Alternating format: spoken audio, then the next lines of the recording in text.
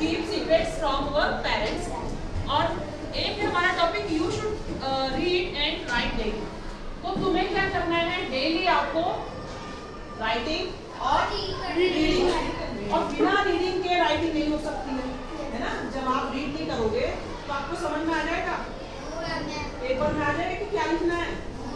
तो इसीलिए सबसे पहले आपको सब्जेक्ट पर कमांड करने के लिए क्या है, रीडिंग। तो डेली आप हर सब्जेक्ट में रीडिंग की प्रैक्टिस करिए और एक आपकी राइटिंग। अब सपोज करो कुछ बच्चे ऐसे होते हैं कि नहीं हमें तो समझ में आ गया, ठीक है समझ में आ गया, लेकिन एग्जाम में लिख नहीं पाते हैं, है ना। क्यों? क्योंकि उन्होंने राइटिंग प्रैक्टिस नहीं की होती है, दिमाग में पूरा है, आंसर भी दे रहे हैं, लेकिन जब हम लिखते हैं तो मात्राओं की मिस्टेक्स या स्पेलिंग मिस्टेक्स होती है नहीं, और हम आंसर भी समय पर नहीं लिख पाते। क्यों? क्योंकि हमारे माइंड और हैंड का भी तो कोऑर्डिनेशन होता है, नहीं होता है। अब माइंड में तो इतनी सारी चीजें नॉलेज है, और लेकिन लिखने में यानी हमारी फाइन मोटर स्किल्स में तो वो काम हुआ ही नहीं ना। जब आप लर्न करोगे तो लिख के प्रैक्टिस नहीं करोगे तो पेपर में एग्जाम टाइम में आप टाइम पर अपना आंसर नहीं दे सकते। क्यों नहीं दे सकते?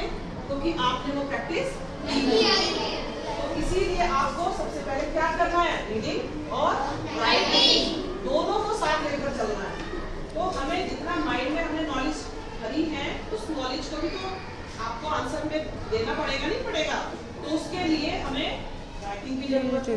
तो डेली आप राइटिंग प्रैक्टिस जरूर करिए, जो भी आप चाहे थोड़ा सा ही लिखिए, ठीक है बच्चों। तो उसको लिखिए क्योंकि वो आपका टाइम मैनेजमेंट भी बहुत जरूरी लगता है। क्योंकि जैसे एग्जाम में आपका अगर टाइम से पेपर हो गया तो ठीक है, और नहीं हुआ तो आपका नॉलेज उसमें नहीं लिखा तो क्या फायदा।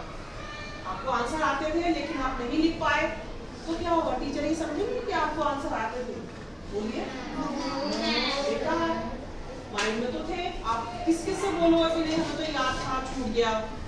तो ये मिस्टेक तभी होती है जब हम लिखकर प्रैक्टिस नहीं करते। इसलिए बच्चों हमेशा अपने राइटिंग पर फोकस करिए, डेली लिखिए।